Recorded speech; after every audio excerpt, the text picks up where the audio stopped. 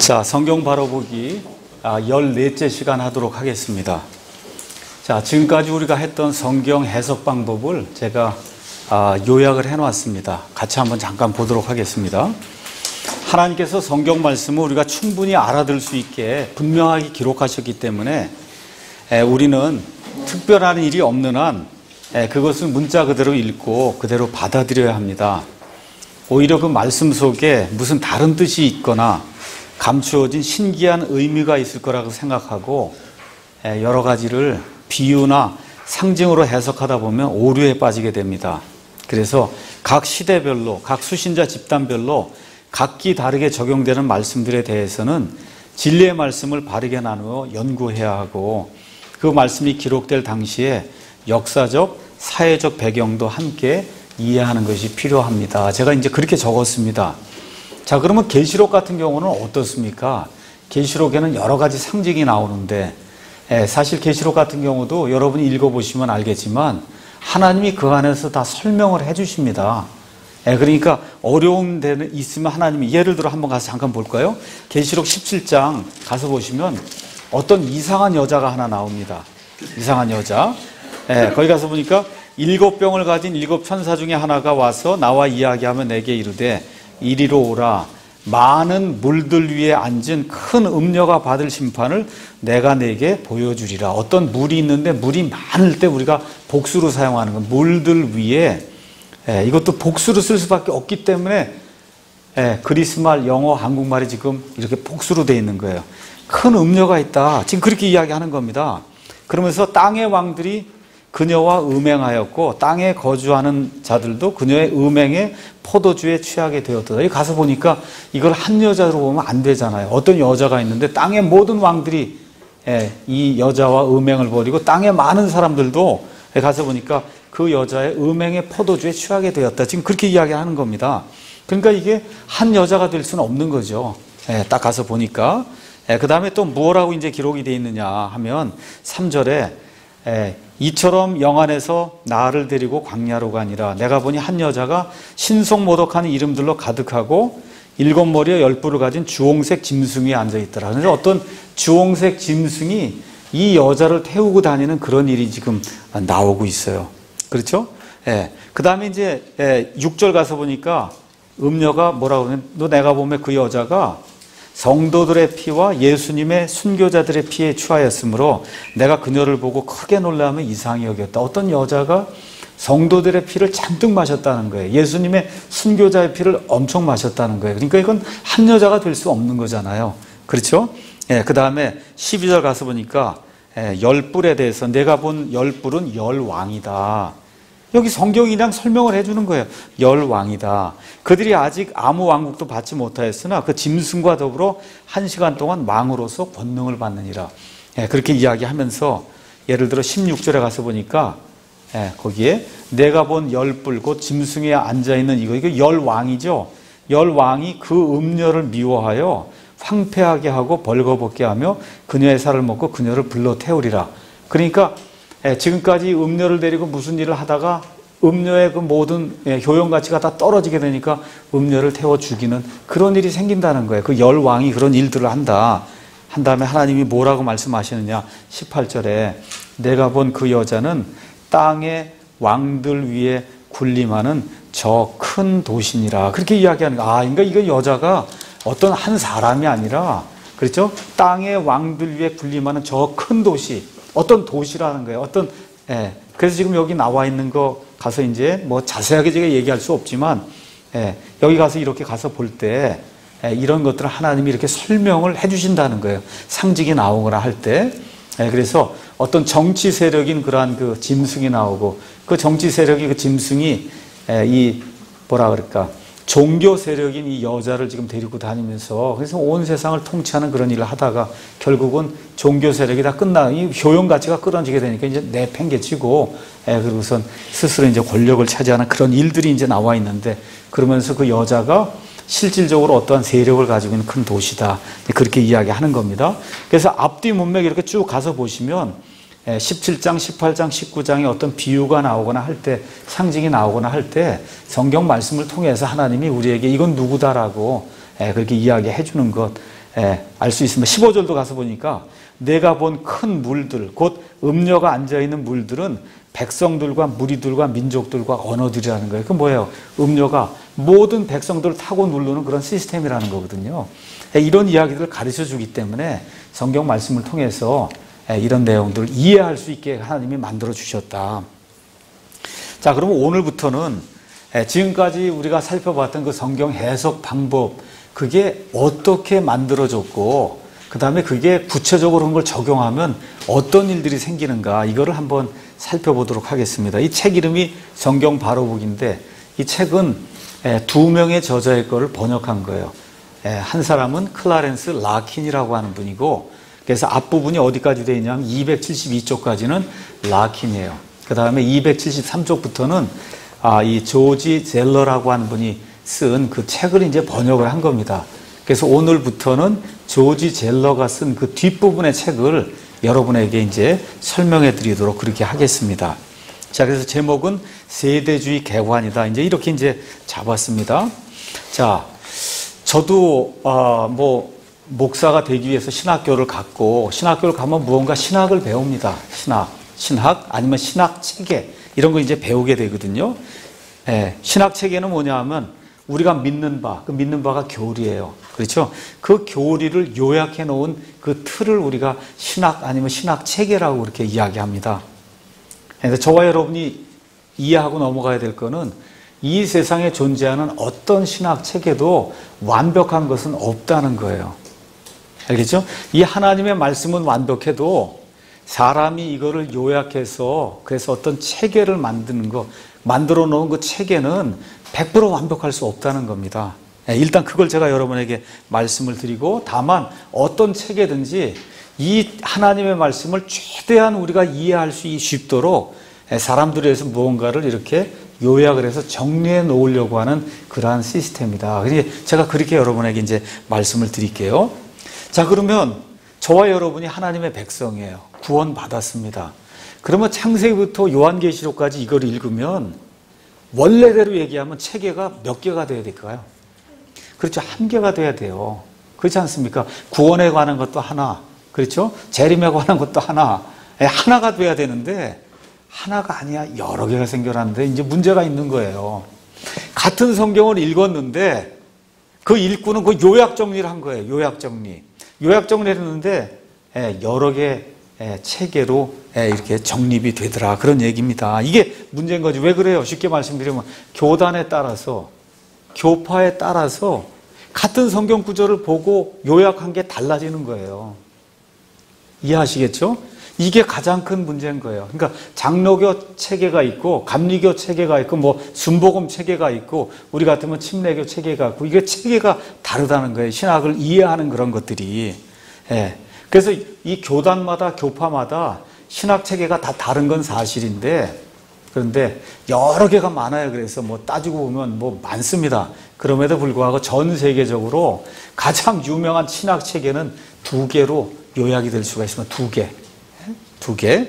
그래서 신학 체계가 두 개다. 그리고 또 하나 제가 여러분에게 말씀드릴 수 있는 것은 그 신학 체제를 우리가 세대주의라고 얘기하기도 하고, 또 반대가 되는 건 언약주의라고 얘기해요. 그래서 이게 주의라고 하는 게 나오거든요. 주의, 언약주의, 무슨 세대주의. 이게 좋지 않은 말이에요. 주의라고 하는 거 이거 사실 좋지 않은 말인데, 그럼에도 불구하고 지금까지 우리가 성경을 문자 그대로 이렇게 읽고 이렇게 한 걸 설명을 했잖아요.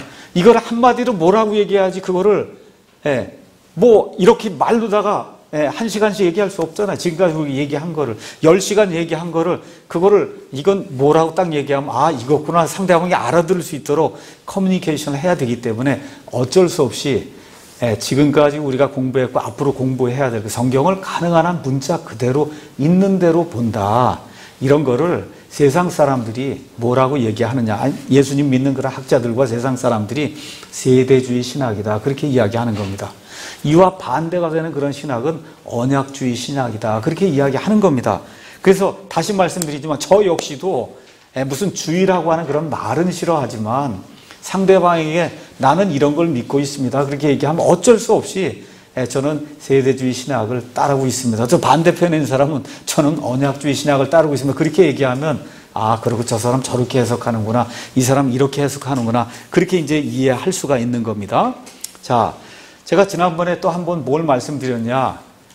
이 신학의 그 사조가 다 거의 대부분 미국, 영국에서 이제 시작이 된 거로 이렇게 보시면 돼요.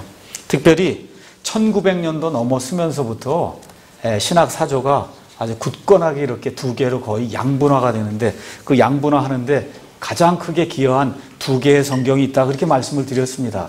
그래서 세대주의 신학을 정립시키는데 가장 큰 공헌을 한 그와 같은 성경은 스코필드 레퍼런스 바이블 이렇게 이제 돼 있고 언약주의 신학을 이렇게 정립시키는데 가장 큰 공헌을 한 그런 성경은 탐슨 체인 레퍼런스 바이블 이렇게 해서 탐슨 주석 성경이다. 우리가 이제 그렇게 이제 이야기하는 겁니다. 자, 그래서 이 스코필드 성경 이 이야기하는 그와 같은 그 신학 체제는 세대주의 신학이다. 그렇게 얘기해요. 특징은 뭐냐? 성경 말씀에 나와 있는 특히 구약에 나와 있는 예언이나 아니면 계시록에 나와 있는 그런 예언이나 이스라엘에 관한 그런 예언을 있는 그대로 문자 그대로 받아들여야 된다. 그렇게 믿는 그와 같은 체제가 그게 스코필드 성경이 주로 대표하고 있는 세대주의 신학입니다. 그 다음에 탐슨 성경은 언약주의 신학을 이제 대변하고 있는데 예언이라든지 이스라엘에 대한 그런 내용 이런 것들을 가능한 한 비유로 풀어야 된다. 그렇게 이야기하는 거예요. 그래서 쉽게 말씀드리면 구약 시대에 이스라엘 백성에게 주어진 그런 모든 복이 이제 이스라엘 백성이 예수님을 배반하고 십자가 예수님을 죽였기 때문에 그 모든 이스라엘 백성에 대한 그런 모든 복은 다 철폐가 됐고 그 복을 이제 우리가 영적인 이스라엘인 교회가 받는다. 그래서 이런 것들을 비유적으로 해석하는 이와 같은 그와 같은 신학 체계가 그게 언약주의 신학입니다. 그래서 한국에서는 상황이 어떠냐? 한국은 주로 장로교가 주를 이루고 있기 때문에 그래서 장로교 신학 체계에 따라서 한국에서는 대부분의 교회가 언약주의를 따르고 있어요. 언약주의를 따르지 않으면 왕따를 당하기 때문에 다른 교단에 속한 분들도 어쩔 수 없이 언약주의 신학을 많이 따르고 있다. 자, 그러면 미국 같은 경우는 어떠냐? 거긴 침례교가 중심이 되고 하다 보니까 미국에는 거의 대세가 세대주의 신학입니다. 이게. 자, 그래서 어떻게 됐든지 우리가 원하는 것은 세대주의든 아니면 언약주의든 성경에 있는 것만 믿기로 우리가 작정을 했으니까 그래서 세대주의라고 하는 그런 것이 무엇인가를 제가 여러분에게 잠깐 말씀드리겠습니다. 지금까지 성경을 문자 그대로 문법적으로 역사적인 상황과 수신자와 이런 모든 것들을 잘 구분해서 그래서 이제 해석해야 된다고 하는 그런 신학 체계를 영어 아니면 영미권에서는 영어로 dispensationalism 그렇게 얘기해요. dispensationalism. 그래서 dispensation을 중히 여기는 그러한 신학 체계다. 그렇게 이 얘기 하시면 됩니다. 그래서 우리나라는 세대주의라고 사실은 잘못 번역이 돼서 그렇게 이제 이해가 되고 있습니다. 그래서 장로교에서도 사실 처음에는 1930년대, 40년대 이때 장로교 신학을 처음에 하신 분들은 모든 재림이라든지 이 계시에 관한 그런 것들을 다 세대주의 이 신학 체계를 가지고 미국 가서 그걸 배워왔어요. 그래서 그대로 했습니다. 이제 그러다가 60년대, 70년대 넘어가면서부터 이거를 다 배격을 하고 그리고 언약주의로 지금 돌아가고 있는 그러한 상황이에요, 지금. 자, 그러면 dispensation이라고 하는 말은 뭐냐? 잠깐 이제 설명을 드리겠습니다. 오늘하고 다음 주는 조금 좀 신학적인 그런 용어가 나오는데 여러분이 이해하시고 그거 끝난 다음부터 이게 뭘 얘기하는가를 알기 쉽도록 제가 설명을 드리도록 그렇게 하겠습니다. dispensation이라고 하는 것은 경영체제를 이제 이야기하는 거예요. 경영체제. 그래서 미국 사람들이나 영국 사람들이 이야기할 때 구약 시대에 그렇게 얘기할 때 구약을 Old Testament Dispensation 그래요. 우리 Old Testament Age, 그 시대가 Age잖아요. 그렇게 얘기하는 사람 거의 없습니다. Old Testament Dispensation. 그 다음에 신약 시대에 그렇게 얘기할 때 New Testament Dispensation 그렇게 이야기를 해요. 그래서 dispensation은 이게 경영체제가 유지가 되고 있는 그런 기간을 가리킨다. 그래서 경영체제뿐만 아니라 어떤 경영체제가 유지가 되는 그 기간도 dispensation이라고 그래요. 그래서 모세의 율법이 지속이 되던 그러한 시대를 영어로는 뭐라고 얘기하냐면 모세익 디스펜세이션 그렇게 얘기해요. 모세의 디스펜세이션이 유지가 되던 그런 기간이다. 그렇게 표현을 해요. 영미권에서는 그렇게 표현을 하는 거예요. 그게. 뭐 age란 말을 안 쓰고 아니면 period란 그런 말을 안 쓰고 그렇게 쓰는 게 그냥 가장 보편화 이제 돼 있는 겁니다. 다시 말씀드려서 이 방법은 미국의 거의 대부분의 침례교회 등 성경을 문자 그대로 믿는 교파나 성도들의 단순한 성경 해석 방법이에요. 유명한 목사님들 중에 존 맥아더 아시죠? 그다음 빌리 그레함, 뭐 우리나라 같으면 김장한 목사님이니 이런 분들, 밥전수 이런 다니신 분들 이런 분들이 다 침례교 목사님들 이런 분들이 이와 같은 물론 이 존 맥아더는 장로교 목사님인데 불구하고 침례교회 이와 같은 디스펜세이셔널리즘을 제대로 가르치기 때문에 그래서 그분 설교를 그렇게 많이 듣는 겁니다. 사람들이. 그 다음에 미국에서 가장 큰 신학교 신학교에도 종류가 많고 그중에 신학교에 하버드 신학교라 그러면 달라스 신학교예요. 하버드가 공부를 제일 많이 가르친다고 그렇게 얘기를 하죠. 역시 신학교 중에서 공부를 제일 여러분 용어로 빡세게 하는 그 신학교가 달라스 신학이에요. 달라스 신학교, 달라스. 그 다음에 가장 펀더멘탈하게 보수적이라고 하는 그런 신학교가 밥전수 신학교. 그 다음에 가장 유명한 복음 설교자 무디가 세운 무디 성경학교.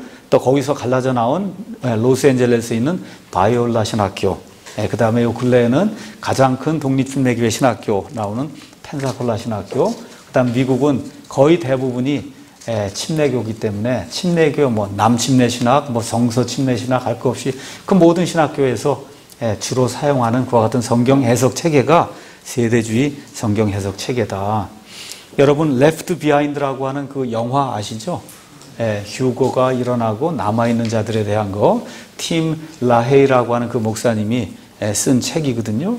아마 5천만 부 뭐 이상 하고 이번에 영화도 나온다는 얘기가 있는 것 같은데 니콜라스 케이지인가 뭐 해서 그 사람이 이제 뭐 휴고, 레프트 비하인드 이런 것들 그게 다 세대주의 이 신학의 근거에서 성경에 있는 대로 믿으면 이렇게 된다 해서 그걸 영화한 게 이제 레프트 비하인드 같은 그런 거예요. 그러니까 쉽게 말씀드리면 미국 사람들에게는 디스펜세이셔널하게 성경을 보는 게 믿지 않는 사람도 다 이해하는 거예요. 그러니까 지금 우리 휴고 얘기를 하면 아예 교회 안 다니는 사람 아예 모르죠. 우리나라는. 그렇죠? 근데 미국 사람들은 원래 처음부터 기독교 국가로 시작을 했고 그 다음에 처음부터 침례교가 강하게 되면서 이와 같은 문자 그대로 해석하는 이런 체계를 믿지 않는 사람들도 그대로 이해를 하고 받아들였기 때문에 심지어 교회 안 다니는 사람도 레프트 비하인드를 보면 성경 계시록에 이렇게 기록이 돼 있다 그 정도를 이해해요. 근데 우리나라는 그런 것들이 이제 부족한 그런 상태죠. 자, 그러면 이 세대주의 신학의 특징은 뭐냐?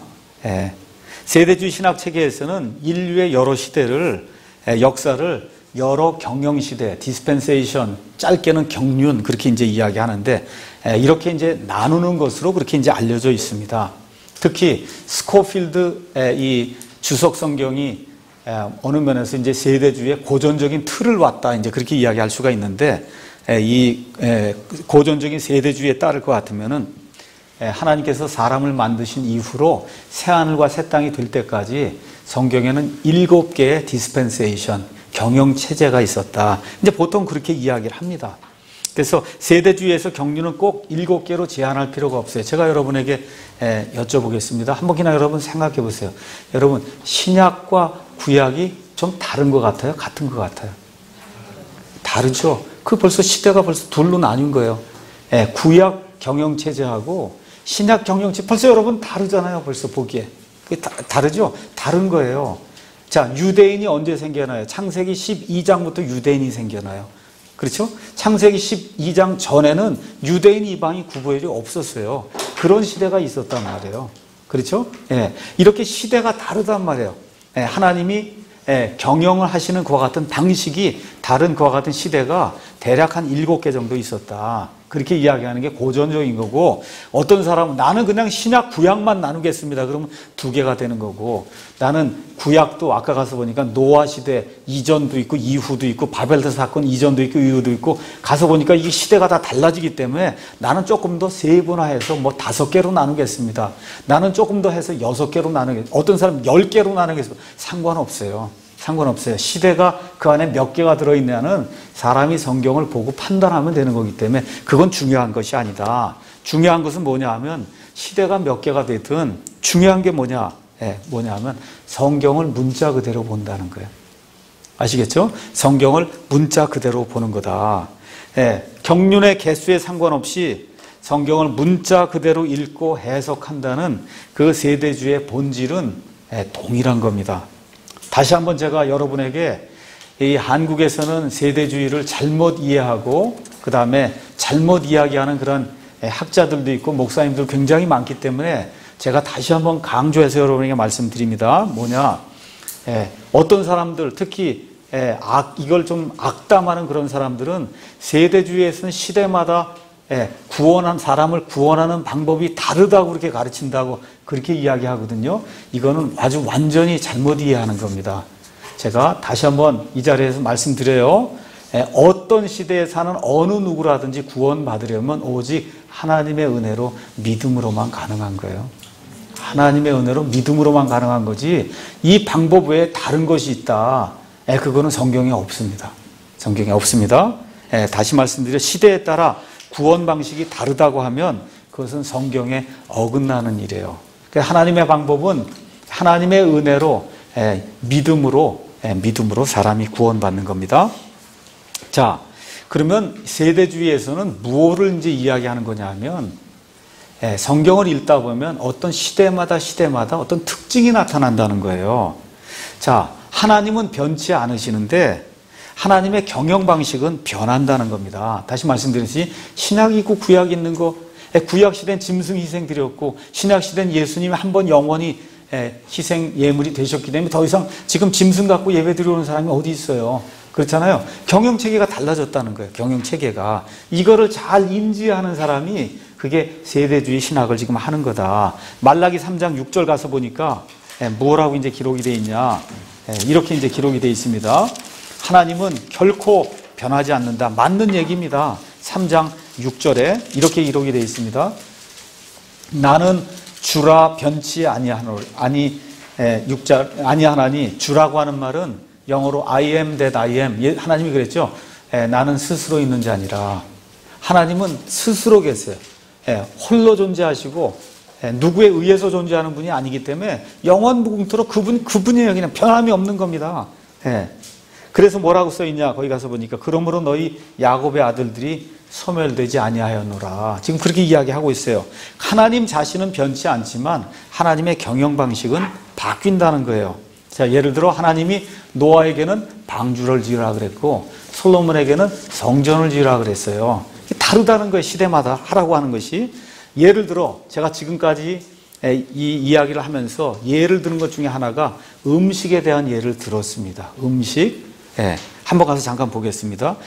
창세기 1장 29절 가서 보니까 하나님이 처음에 모든 것들을 만들어 놓고 1장 29절 그 다음에 30절 가서 보니까 하나님께서 이르시되 보라 내가 온 지면 위에 있는 씨 맺는 모든 채소와 속에 씨 맺는 나무의 열매를 가진 모든 나무를 너희에게 주었노니 그것이 너희에게 먹을 것이 되리라. 그러니까 사람이 먹는 게 다 초식이어야 된다. 채식이어야 된다는 거예요.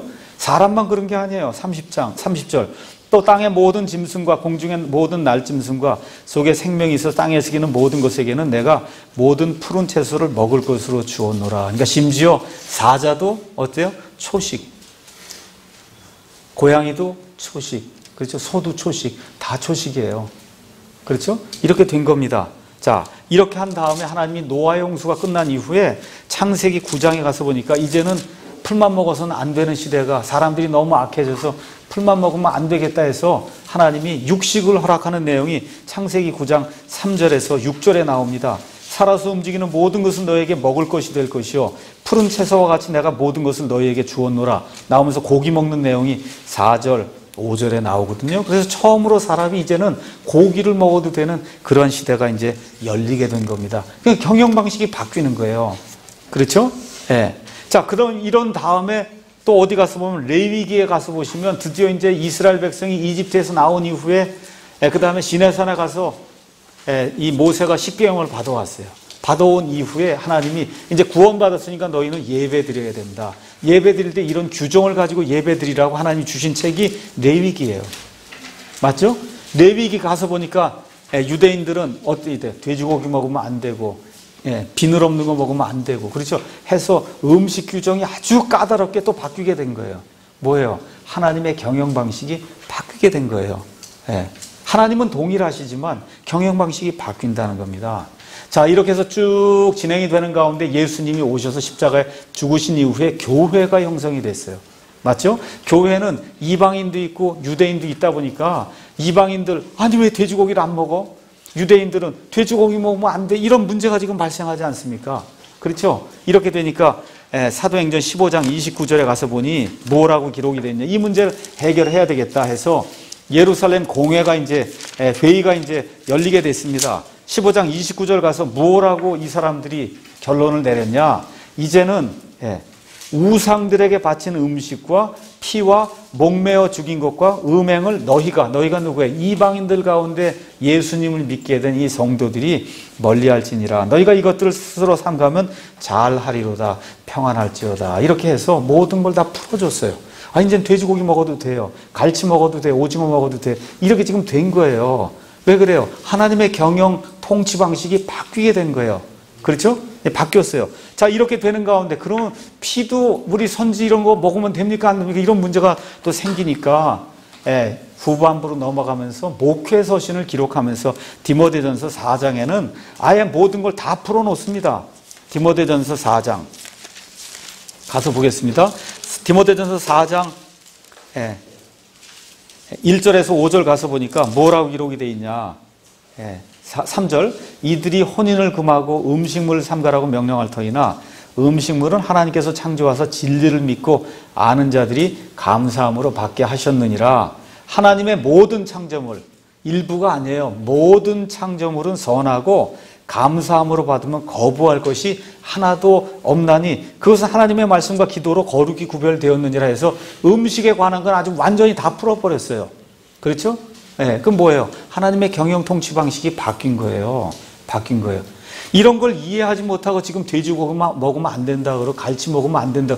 이런 벌써 여러분들 이건 뭔가 이상하구나 그럴 거 아닙니까? 그렇죠? 이런 것들을 제대로 구분하는 거 이게 필요하다는 거예요. 그래서 그게 왜 그러냐? 하나님은 동일하시지만 하나님이 각 시대 사람들을 다루는 그런 경영 통치 방식은 바뀐다는 겁니다. 자, 이러는 가운데 어떤 일이 생기느냐? 천년왕국이 되면 제가 지난번에 보여드렸듯이 이사야서 11장 다시 어떻게 돼요? 소가 어떻게 해요? 풀을 뜯어먹잖아요. 이사야서 11장 가서 보시면. 그렇죠? 그래서 천년왕국이 되면 에덴 동산에서 있었던 것과 똑같은 그런 방식으로 초식으로 다시 돌아가는 그런 일이 생기는 거예요. 왜 그러냐? 하나님의 경영 방식이 바뀌기 때문에 그런 거예요. 저한테 물으면 안 돼요. 저는 모르고 성경에 그렇게 기록이 되어 있기 때문에 그대로 이야기하는 겁니다. 다시 한번 그때 안 오신 분이 있으니까 그게 정말인가?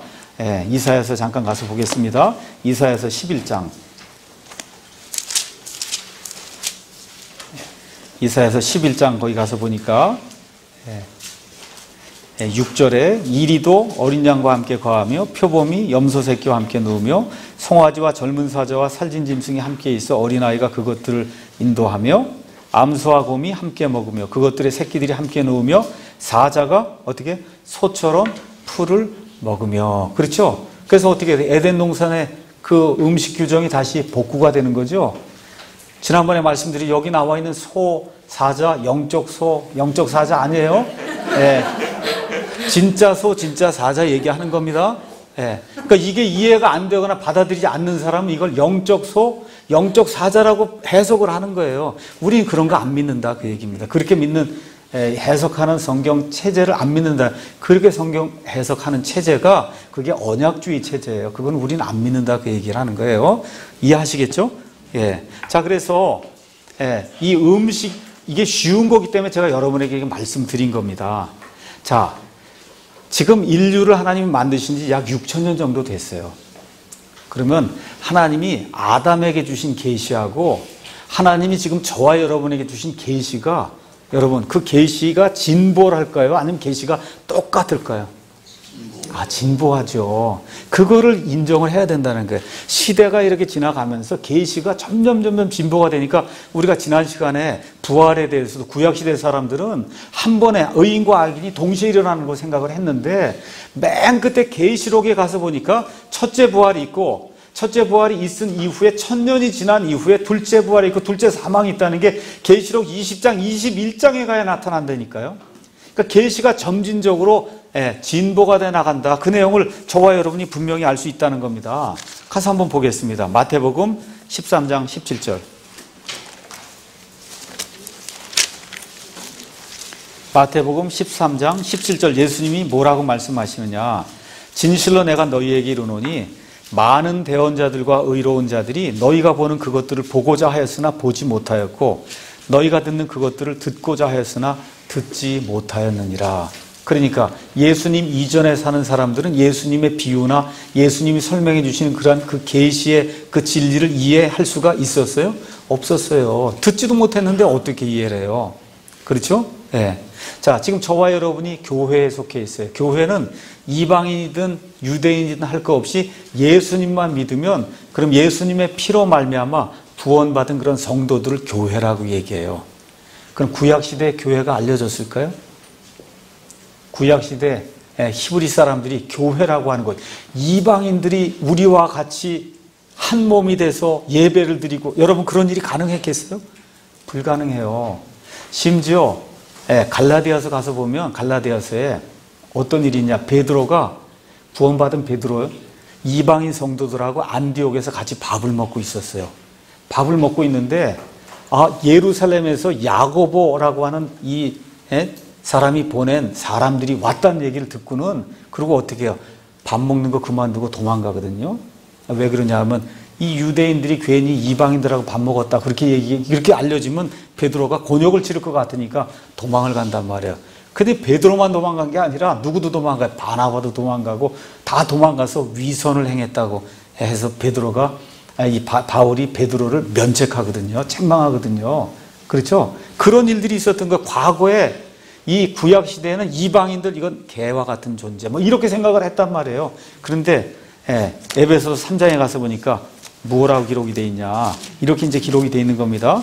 에베소서 3장에 5절.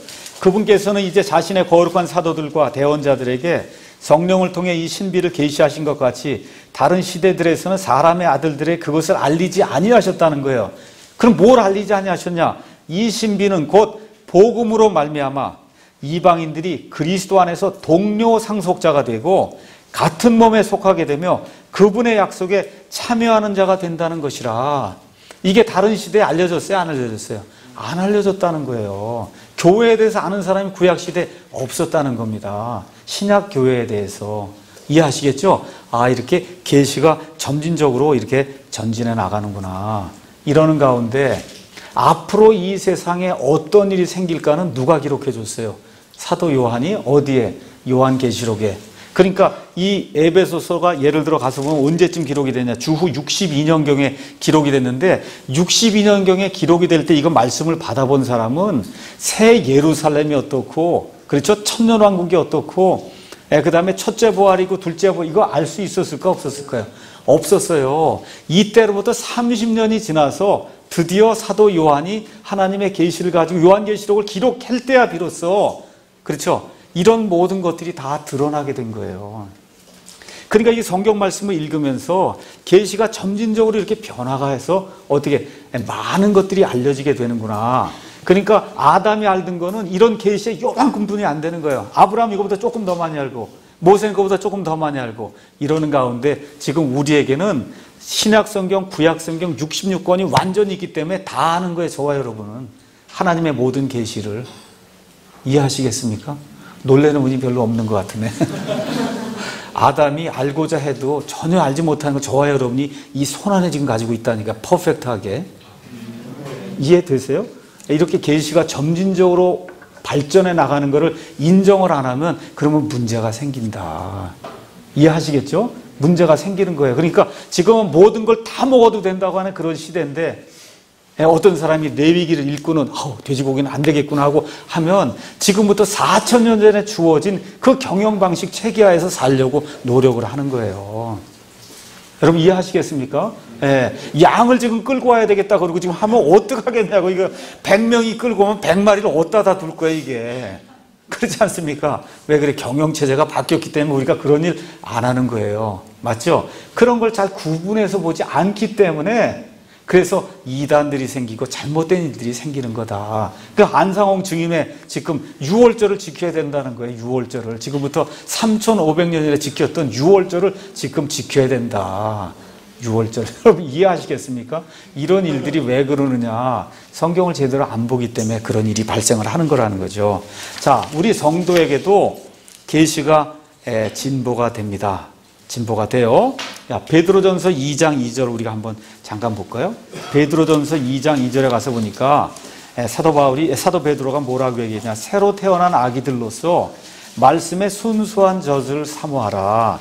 이것은 너희가 그 젖으로 말미암아 성장하게 하려 함이라. 그러니까 새로 태어나면 젖을 많이 빨아야 된다는 거예요.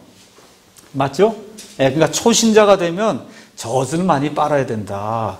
근데 그 젖은 말씀의 순수한 젖이다. 그렇게 얘기를 했습니다. 그래서 제가 지난 시간에 구원받은 사람들의 특징 이야기하면서 다른 모든 건 모르겠지만 구원받았다 하면 구원받은 이후에 한 번은 말씀에 미친 적이 있어야 된다. 제가 그렇게 말씀을 드렸어요. 너무 말씀이 좋다 그러고 쫓아다니는 그 시절이 있어야 구원받은 사람이다 얘기를 했습니다. 그렇죠? 처음에는 젖이 있어야 돼요. 자, 그 다음에 이제 가서 보니까 고린도전서 3장 1절에서 2절 가서 보니까 사도 바울이 고린도 교회 성도들을 야단을 치는 그런 내용이 이제 나와 있습니다. 야단 친 내용. 형제들아, 내가 영에 속한 자에게 말하는 것 같이 너에게 할 수 없어서 육신에 속한 자, 곧 그리스도 안에 있는 갓난아기들에게 말하는 것 같이 하였노라. 그러니까 예수님을 갓 믿은 자들은 갓난아이인데 갓난아이니까 아무것도 모르니까 똥 싸고 오줌 싸고 그러잖아요. 그렇죠? 그런 일들을 하는 사람들이 교회 안에 있다는 게 구원 받았는데도 불구하고. 그래서 2절 내가 너희를 젖으로 먹이고 음식으로 하지 아니하였나니 이는 지금까지 너희가 그것을 능히 감당하지 못하였으며 지금도 능히 하지 못하기 때문이라. 그러니까 아기는 고기 먹였다가 죽는 거 알죠? 그러니까 어떻게 너희는 아무래도 안 되겠다 해서 젖만 이 하나님의 그 계시 중에서도 아주 가볍고 부드럽고 그냥 이렇게 하는 그것만 해서 먹겠다는 거예요. 그렇죠? 이렇게 되면서 사도 바울이 또 히브리서 가서 보니까 히브리서 5장에 이런 책망의 말씀을 또 히브리 성도들에게 이야기하는 겁니다. 히브리서 5장 12절 시간으로 보건대 너희가 마땅히 가르치는 자가 되었을 터이나 가르치는 자면 적어도 한 20살쯤 돼서 무언가를 이렇게 성경도 가르치고 말씀도 가르치고 이런 사람이 되었을 터이나 하나님의 말씀들의 첫째 기초 원리들을 남에게 다시 가르침을 받아야 할 필요가 너희에게 있나니 교회 20년 30년 다녔는데 오히려 후퇴해갖고 지금 남을 가르쳐야 되는데 가르치는 게 아니라 어떻게 남이 와서 다시 구원은 이렇게 받는 겁니다. 다시 가르쳐줘야 될 그런 필요가 너희에게 있나니 너희가 단단한 음식이 아니라 젖을 필요로 하는 자가 되었도다. 젖을 사용하는 자마다 갓난아이이므로 의의 말씀에 능숙하지 못하니라. 그러니까 교회를 오래 다녀도 이거 성경 말씀 말라기를 피라 그러면 말라기가 어딘지 모르니 이걸 어떻게 설교를 하고 이걸 하겠어요. 그렇죠, 여러분? 이렇게 되면 곤란하다는 거예요. 곤란해요. 아모스를 피라 그러면 어딘지 알지 못하겠다 그러고 겨우 마태복음, 요한복음만 피고 있으면 이게 곤란하다는 거죠. 즉 그 얘기 하는 거예요. 젖을 사용하는 자마다 갓난아이이므로 의의 말씀에 능숙하지 못하다. 찔리는 사람이 있으시죠? 근데 자랑할 건 없어요. 뭐 말라기를 핀다 그래서 뭐 더 나을 것도 없어요.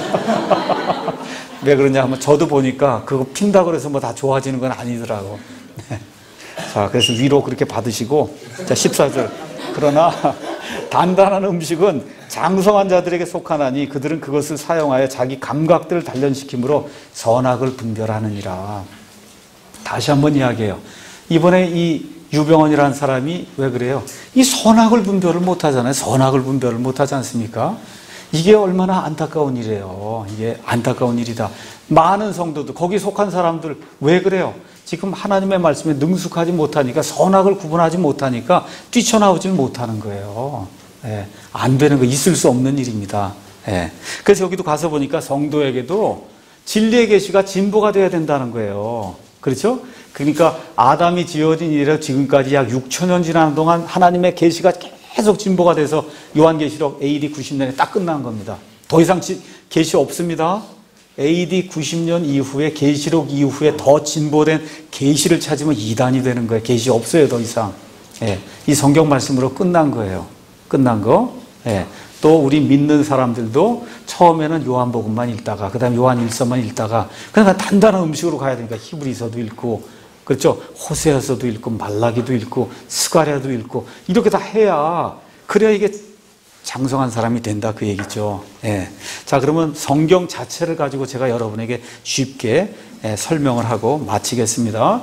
성경은 약 1600년 동안 40명의 인간 기록자들이 기록을 한 거예요. 저자는 성령 하나님이에요. 성령 하나님. 모든 성경 기록은 하나님의 영감으로 주신 것으로 교리와 책망과 바로잡음과 의로 교육하기에 유익하다. 자, 그럼 언제부터 주어졌냐? 모세오경, 창세기가 모세오경이니까 모세가 지금부터 3500년 전에 살던 사람이에요. 예수님보다 1500년 전쯤에 살던 사람이에요. 그때부터 성경이 기록되기 시작해서 AD 90년경에 요한계시록이 완성이 돼요. 그러니까 어떻게 돼요? 약 1590년, 그냥 쉽게 1600년 동안 40여 명의 인간 기록자들이 기록을 해놓은 게 성경책입니다. 자, 제가 여기 적어놨습니다. 아담은 성경이 있었을 거예요? 없었을 거예요? 없었습니다. 그렇죠? 아브라함, 성경 같은 건 없었고, 다만 하나님께서 그에게 여러 번 나타나셔서 말씀하신 게 다입니다. 그가 받은 계시는 그것뿐이 없는 거예요. 뭐하고? 하늘에 있는 별과 이런 걸 보고 양심에 있는 이런 일반 계시 외에는 하나님이 그에게 몇 번 나타나서 말씀하신 것 외에는 다른 계시가 없는 거예요. 맞습니까? 예, 예. 그 다음에 모세는 어떤 성경을 가지고 있으냐? 자기가 기록한 모세오경, 즉 창세기, 출애굽기, 레위기, 민수기, 그리고 신명기 이 5권의 구약 성경 외에는 모세에게는 성경이 없었던 거예요. 그렇죠? 그 다음에 다윗은 모세오경, 그 다음에 여호수아, 사사기, 그리고 다윗이 기록한 시편이 있었어요. 시편, 그게 그가 가지고 있는 성경 전부입니다. 그게. 네, 그 다음에 에스라는 언제 사람이냐 하면 이스라엘 백성이 하나님을 대적하는 가운데 하나님께서 어쩔 수 없이 바빌론 사람들을 사용해서 이 이스라엘 사람, 특히 남한국 유다의 사람을 70년 동안 포로 생활하게 해요. 그 70년 포로가 끝난 이후에 그 이후에 스룹바벨, 그 다음에 에스라, 그 다음에 느헤미야 이 세 사람에 의해서 포로들이 다시 이 이스라엘 땅으로 돌아오게 되거든요. 그래서 이 사람들이 돌아와서 구약 성경에 있는 많은 그런 책들을 다시 집대성해서 하나로 편찬하기 시작했습니다. 그 편찬하는 일을 한 사람이 누구냐 하면 에스라예요. 그래서 에스라에게는 대부분의 구약 성경이 있었지만 전부 다는 아니었다. 자, 이런 가운데 예수님 오시기 바로 전에 누가 있냐면 침례자 요한이 있었습니다. 그렇죠? 침례자 요한은 구약 성경 전체를 다 가지고 있었는데 신약 성경은 한 권도 가지고 있지 않았습니다. 자, 바울은 구약 성경 전체와 신약 성경의 대부분을 가지고 있었지만 여전히 바울에게 없었던 게 있어요. 뭐가 있어요? 사도 요한이 기록해 놓은 요한복음, 그렇죠? 요한 1서, 2서, 3서, 그 다음에 요한계시록은 없었던 거예요. 그렇죠? 없었습니다. 예, 맨 마지막으로 사도 요한이 이와 같은 그 책들을 이제 기록하면서 드디어 구약 성경 전체와 신약 성경 전체를 사도 요한은 갖게 되었고, 또 그는 죽기 전에 하나님께서 기록하라고 하신 대로 신약의 마지막 책인 요한계시록을 쓰게 됐습니다. 이렇게 돼서 총 지금 우리에게는 구약 39권, 삼구 27, 신약 27권, 그렇죠? 3, 9, 27에서 총 66권의 각각의 책이 성경이라고 하는 한 책 안에 지금 들어서 우리가 그걸 손에 가지고 있는 거예요. 제가 말씀드리고자 하는 요점은 뭐냐? 정리하고 마치겠습니다. 시간이 점점 지나면서 하나님의 계시가 진보가 되어 왔다는 거예요. 그래서 언제 끝났다고요? AD 90년경에 요한의 그 계시록을 통해서 하나님이 보여주시고자 하는 거 영원 세계까지 무슨 일이 일어난다. 창세기부터 해서 하나님이 거기서 딱 마감을 하셨어요. 그래서 계시가 진보가 됐고 우리에게도 이 구원받은 이후에 점점 장성하면서 계시가 진보가 돼야 된다. 그래서 구약 시대 사람들은 우리처럼 신구약 성경을 다 가지고 있었던 게 아니라는 거예요. 그럼 하나만 제가 여러분에게 말씀드릴게요. 우리는 모든 계시를 다 갖고 있으니까 누가 더 책임이 클까요? 하나님 앞에. 우리가 책임이 큰 거예요. 우리가 많이 알고 많이 받았기 때문에 우리가 책임이 더 큰 거예요. 구약시대 아담은 아는 게 요만큼뿐이 없었어요. 그러니까 책망받는 것도 요만큼뿐이 안 되는 거다 사실은. 저와 여러분에겐 하나님의 온전한 계시를 다 주셨기 때문에 저와 여러분이 이걸 게을리하면 하나님 앞에 가서 책망받을 것이 크다. 이 정도만 이야기하고 오늘 마치도록 하겠습니다.